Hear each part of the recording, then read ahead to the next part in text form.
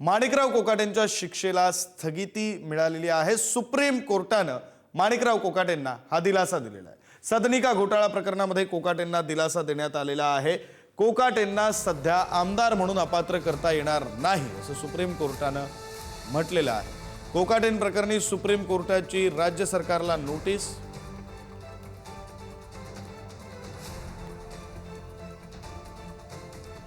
माणिकराव कोकाटेंच्या शिक्षेला स्थगिती देण्यात आलेली आहे। सर्वोच्च न्यायालयाने ही स्थगिती दिलेली आहे।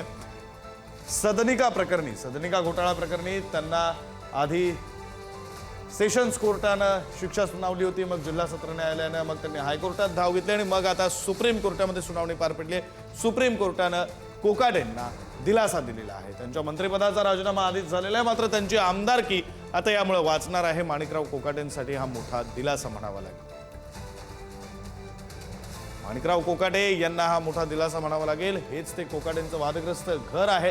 आपण त्या सदनिकेची दृश्य सुद्धा पाहू शकतो, ज्या सदनिकेच्या घोटाळा प्रकरणी माणिकराव कोकाटे यांना शिक्षा सुनावण्यात आली होती आणि आता सर्वोच्च न्यायालयाने दिलासा दिलेला आहे। तर हे प्रकरण नेमकं काय आपण ग्राफिक्सच्या माध्यमातून समजून घेऊ। 1995 मध्ये मुख्यमंत्र्यांच्या 10% कोट्यातून 2 सदनिका घेतल्याचा आरोप।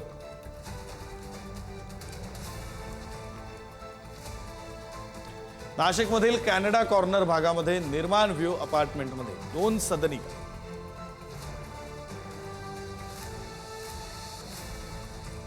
आमचं उत्पन्न कमी, आम्हाला दुसरं घर नाही अशा स्वरूपाची माहिती त्यांनी त्यावेळी दिली।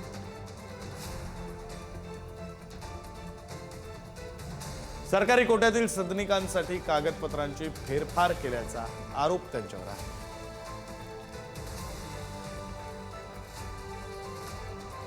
माणिकराव कोकाटेंनी अन्य दोघांच्या नावावरील सदनिका स्वतःकडेच ठेवल्याचाही आरोप।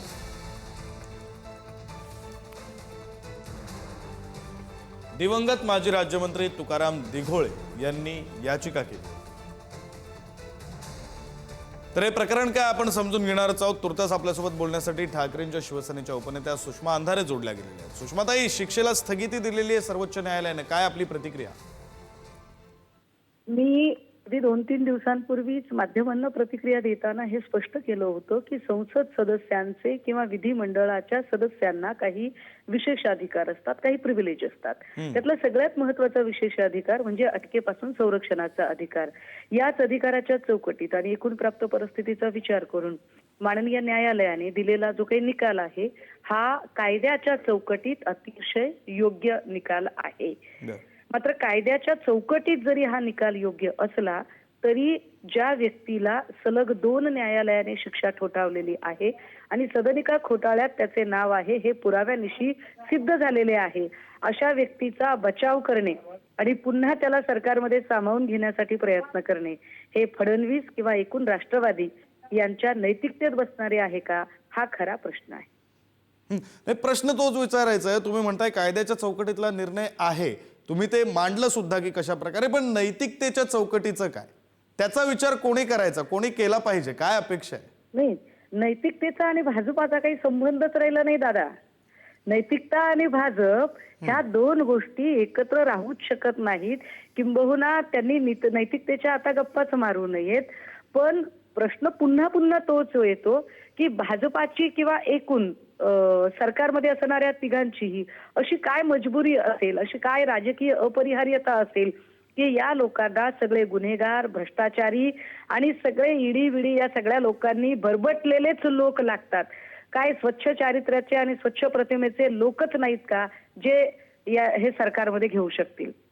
बरं सुषमाताई, हा प्रश्न तुम्हालाच विचारतो, तुम्हाला काय वाटतं, काय अशी अपरिहार्यता आहे?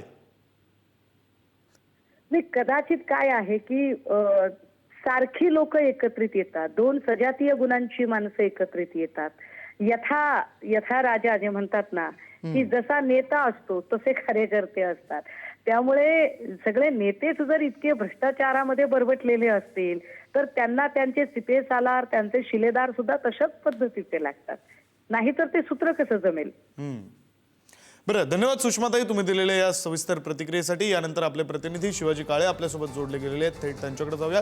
शिवाजी आपले नवी दिल्लीचे प्रतिनिधी आहेत, त्यामुळे न्यायालयामध्ये नेमकं काय घडलं शिवाजी सांगतील। शिवाजी, अगदीच न्यायालयामध्ये एक महत्वाची बाब यांच्यासाठी मिळालेली आहे या अगोदर उच्च न्यायालयाने माणिकराव कोकाटे यांच्या अटकेला स्थगिती दिली होती, मात्र दोष जी सिद्धी झाली होती त्याला स्थगिती नव्हती आणि त्यामुळे त्यांची आमदार अपात्रता जी होणार होती ती तात्काळ त्यांच्या आमदारतेवरती गंडांतर आलं होतं. कुठेतरी या सर्वोच्च न्यायालयाने त्यांना या आमदार अपात्रतेच्या संदर्भामध्ये आजच्या स्थगिती मिळाल्यानं त्यांची आमदारकी वाचलेली आहे. आता ही आमदारकीच्या संदर्भातली जी केस आहे ती सर्वोच्च न्यायालयामध्ये कधी बोर्डावर येईल, पुन्हा त्याच्यावरती कधी सुनावणी पूर्ण होईल आणि त्यानंतर त्यांच्या आमदारकीवरती गंडांतर येईल. त्यामुळे या सगळ्या प्रकरणावरती आता सर्वोच्च न्यायालयातून त्यांच्या आमदारकीवरती एक प्रकारे त्यांना तात्पुरता दिलासा दिलेला आहे. आता ही प्रकरण सर्वोच्च न्यायालयामध्ये पुन्हा केव्हा लागतं, त्यानंतर या प्रकरणावरती कशा पद्धतीने सुनावणी होते आणि त्यानंतर या संदर्भामध्ये सर्वोच्च न्यायालय काय निर्णय देतं याच्यावरती त्यांचं आमदारकीचं भवितव्य अवलंबून असेल. सध्या तरी आमदार माणिकराव कोकाटे म्हणून ते कायम राहतील. त्यांच्या आमदारकीवर कुठलंही गंडांतर नाही, कारण ही स्थगिती दोष सिद्धीला एक प्रकारे देण्यात आलेली आहे. ते दोषी आहेत की नाही हे सर्वोच्च न्यायालय ठरवेल. त्यामुळं ज्या आमदार त्यांच्या भागातल्या जनतेला एक दिलासा म्हणावा लागेल, कारण आमदारीची जेव्हा आमदारकी जाते तेव्हा 6 महिन्याच्या आत निवडणूक होत असते, त्यांना ती निवडणूकही लढता आली नसती.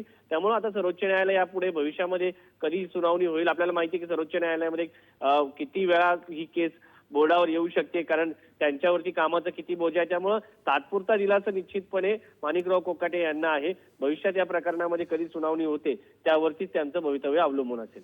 बरं, धन्यवाद शिवाजी या सगळ्या सविस्तर माहितीसाठी.